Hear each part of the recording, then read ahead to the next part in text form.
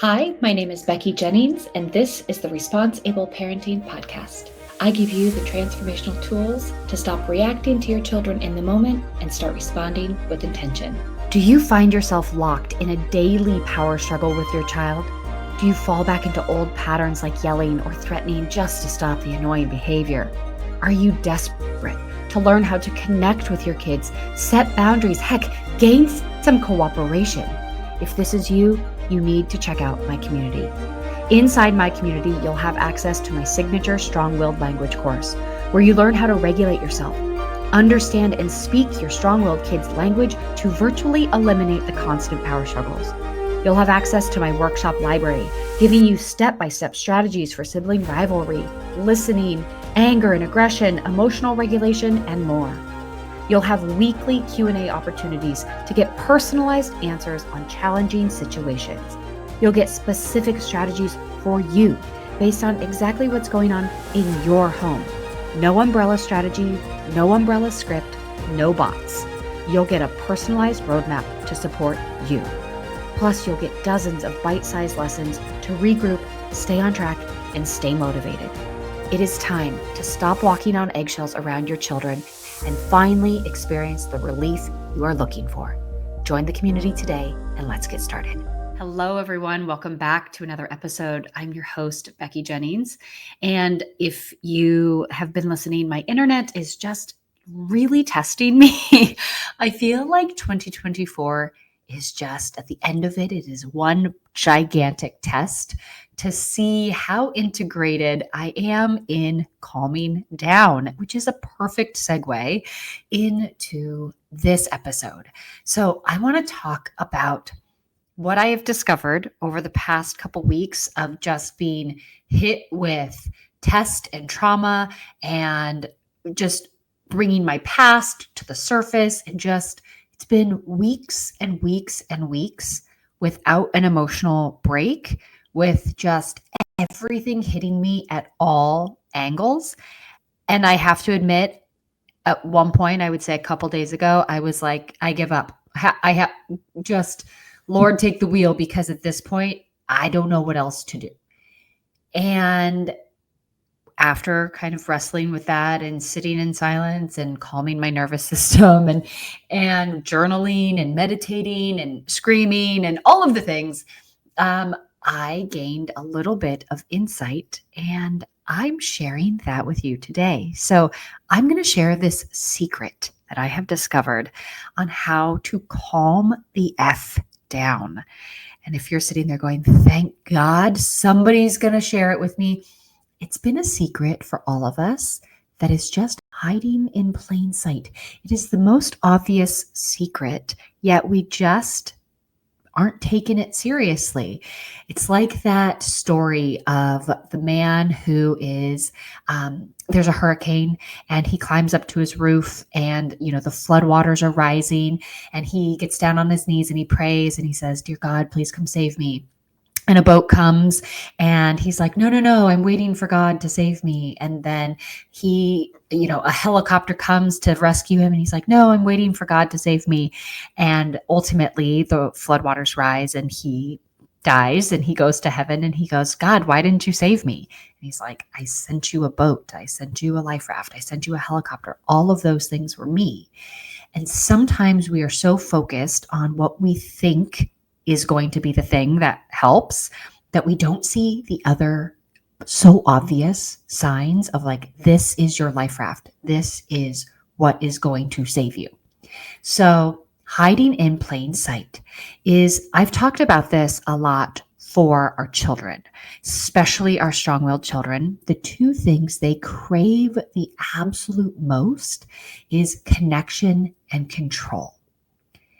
And the obvious hiding in plain sight secret is we too crave connection and control. And so both us and our children are craving connection and control. And yet we are fighting each other all of the time to be the one in control.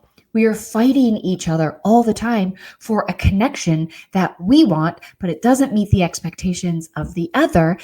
and they want a different type of connection. We're trying to connect in a different way that would fulfill a memory or create the sensation that we have, mapped out in our head. And we want a situation in a scenario to go a certain way, but they don't want it to go a certain way. So we find ourselves locked in a vicious power struggle almost every minute of every single day. And we sit here dumbfounded going, why does it feel so hard all the time?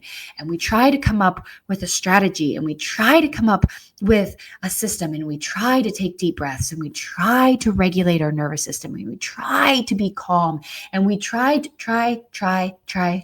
do all of these external strategies, when if we just stopped for a second and looked at the situation and we said, how much of this situation is wrapped up in connection?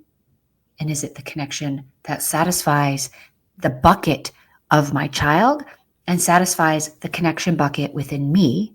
And if it doesn't, how can I fulfill those two buckets? What does my child need in order to feel connected? What do I need in order to feel connected? And then if we're in a massive power struggle and we're starting to revert back to our previous tactics that make us feel like absolute garbage, the yelling, the bribing, the threatening, the coercion, the punishments, the if you don't, this is what's going to happen, just like all these threats that we just default to when we feel our control of the moment slipping away, we can say, what type of control am I seeking right now? What type of control does my child feel like they're losing right now? And is that why they're going haywire? Because their interpretation of the event, their vision of the moment and what they really, really want, the way that they foresee this whole thing going down, it's clearly not going down like that. So their two buckets are empty and our two buckets are empty. And it's funny when I can stop myself in these moments, when I can pause and kind of say, okay, this is developmental. It's not personal, right? This is developmental. This is not personal. This is a past wound of mine being triggered in the present. This is not my child doing something to me. This is developmental. It's not personal, right?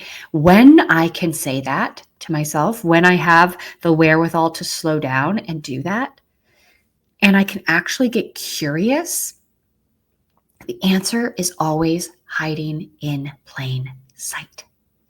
And I have yet to experience a moment with my incredibly strong-willed neurodivergent child. I have never once had a moment where it wasn't rooted all the way back down to connection and control. Connection and control. And it's always hiding in plain sight. And I always forget in the moment when things are going off the rails. I'm like, oh my gosh, he hasn't learned a skill, or oh my gosh, I'm failing as a parent. And no, none of that is true. It's these storylines that we attach to these triggered feelings that bring up the pain, that keep us stuck in that storyline longer, keep us stuck in that feeling for longer. It's the stories that we attach to the hurts that keep us angry, that keep us frustrated, that keep us in this loop of worth and deservingness and anger and aggression. Meanwhile, if we just slowed down, stopped long enough to say, what part of connection is missing here?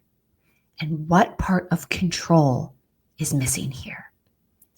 When we can really slow down and stop and think and get curious and say, when was the last time I felt deeply connected to my child? And what does that look like for me? What are 5 ways that nourish my deep connection with my child? And vice versa.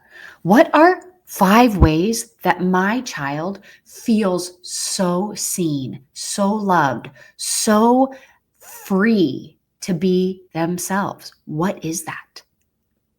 And then how much of this day has been run by a to-do list, has been, stopping and starting in this stuttering of trying to get a task accomplished. Meanwhile, all these other things are building up. And so, all of these demands externally are piling up on me. So I'm starting to feel resentful because my day is not in control. I'm not in control of the outcome of the day. And so I'm starting to get resentful. And now my resentment is spewing out onto this interaction of my child. So what part of my day have I lost control? And where can I regain that? And has my child been told what to do all day long? Has my child had a single choice? Has my child been in charge? So what bucket is totally drained at this point for both me and for my child? I have found that every single time I am in a locked pattern of resistance and frustration, it's so easy, instead of getting curious, to focus on correcting, to fix it in the moment. I want to share my free guide to managing our kids' meltdowns. We know that meltdowns are normal, but they still suck and can be ridiculously triggering. This 4-step free guide will help you break the cycle of reactivity and help you get through the meltdown without snapping yourself. Don't join your kid in the tantrum.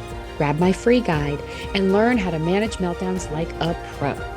Head to responseableparenting.ck.page/meltdown, or just go and click the link in my show notes and get your guide today. To try to fix it, because we all know these like corporal punishment type styles never actually fix it. It just stops it, but it's unhealed and it festers. So if we can do ourselves a humongous service, not just in the holiday season when it's pure chaos, but throughout the next year and the years going forward, when we find ourselves in this sticky, tricky, frustrating situation, instead of going off the handle, instead of losing our minds, instead of immediately jumping back into old tactics of threats, bribes, consequences, all of that stuff, we can sit and get curious and ask questions. Maybe we call it the 3 C's, right? We get curious about where the connection and the control have been lost. Curiosity about where the connection is not being fulfilled for my child, where the connection isn't being fulfilled for me, where the control is wiped out for both me and my child. And when we can do this, we can then pivot and take a step that actually makes a difference. Because when our buckets of connection and control are filled, we don't have to dump that control and that desire to control a situation onto our child. We can control other things and get that bucket filled. So let us take some extra time while we are spending extra time with our children this holiday season and focus on those 3 C's, right? When we notice that our connection and our control are being tested, when we notice that we're depleted in those areas, let's get curious. Because when we can do that, maybe we hit that 4th C of calming down and just continue to remind ourselves the secret is hiding in plain sight. We all, every single one of us, needs to feel in control of something in our lives. And the basic need of humanity is to feel connected to one another. So let us remember that going into the holiday season. And I hope this brings you a little bit of peace, a little bit of joy, and a little bit of calm during the holidays. Thank you for being here, and I'll see you next week. Thank you for listening to the Responsible Parenting Podcast. If you like what you heard, please take a moment to rate, review, and subscribe. If you know someone who would benefit from this podcast, I'd be honored if you'd share this episode with them. Until next time, know that you are enough, you are capable, you've made it through all of your hardest days, and we will keep growing on this parenting journey together. This podcast was produced by Kim Kelty and myself, Becky Jennings, and edited by the Kelty Method, Branding and Podcasting.